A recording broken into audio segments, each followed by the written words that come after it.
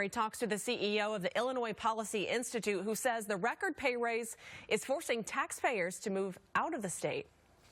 Joining us now is a man that public employee unions would not regard as their favorite guy in all of Illinois, John Tillman, who is the CEO of the Illinois Policy Institute.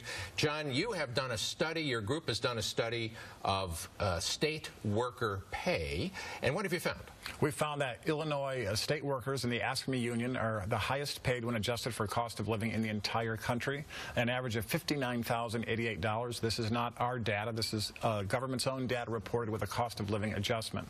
And so they're the highest paid by far, $10,000 more than the So if somebody goes in and looks at the numbers, at least California, they make a little more. They make a little more, but cost of living adjustments balance that out, and we are the highest paid by far. So this fight that Governor Rauner is having, he's trying to rein in these costs. One of the more breathtaking proposals we have in your study here, one of the more breathtaking findings is that since 2005, there has been a 41% pay increase for AFSCME unionized workers at the state, while earnings for the rest of Illinoisans in the private sector have been flat. The governor says he's going to rein this in, but he really hasn't done anything about it yet. Well, he certainly has done exactly what he has been able to do so far, which is he's not given in to the demands. The AFSCME union is asking for the taxpayers whose pay is not only flatline, when you adjust for inflation, it's going backwards. So during the same period of time, while private sector pay is going down, AFSCME's went up 41%, average of $59,088, and they want another $3 billion on top of that in wage increases ranging anywhere from 11.5% to 24% over the next several years. And they want that money from taxpayers whose pay is going down. Now, they dismiss those claims. Well, you know, that's all bargaining positions. Believe me, the people watching this show who've been living in this state's economy all of these years feel it in their pocketbook every day. One of the reasons we lead the Midwest and net out migration, people moving to Indiana, Wisconsin, and other places to live, is because they feel it in their pocketbooks. One of the things I think is so sad about the AFSCME position, and you're saying it right now, and I know that you talk to them regularly, is their absolute lack of empathy for the plight of everyday workers, the blue-collar workers, working-class workers, middle-class workers who struggle every day to make a budget. And the average household income in this state, just over $50,000.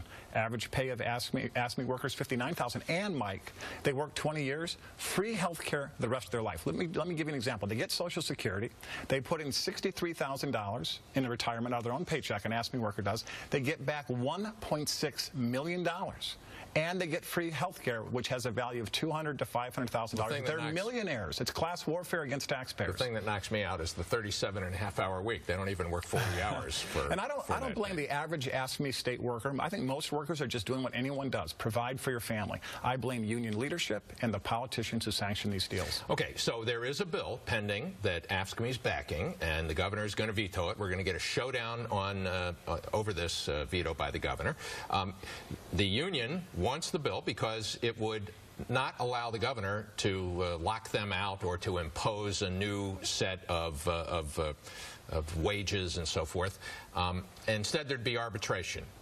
Why is that such a bad idea, Joe? It's a bad idea because arbitrators are not elected by the people of Illinois. The long history is, the way it works is the governor represents all the taxpayers, the union represents their members, and you have a negotiation. What this bill would do is take not the governor out, but the taxpayers out of the negotiating table and put unelected, unaccountable arbitrators in. And I think the really important thing to understand about this is the reason Speaker Madigan ran this bill is because Speaker Madigan cares more about the 35,000 AFSCME workers and their political contributions to his political campaigns that keep him in power than he does your viewers or the average person not working in AFSCME. He does not care about the private sector middle class. He cares about the government middle class. John Tillman from the Illinois Policy Institute, thanks for joining us. We are going to be covering that fight over House Bill 580 and the governor's veto, which we expect this coming week. Back to you.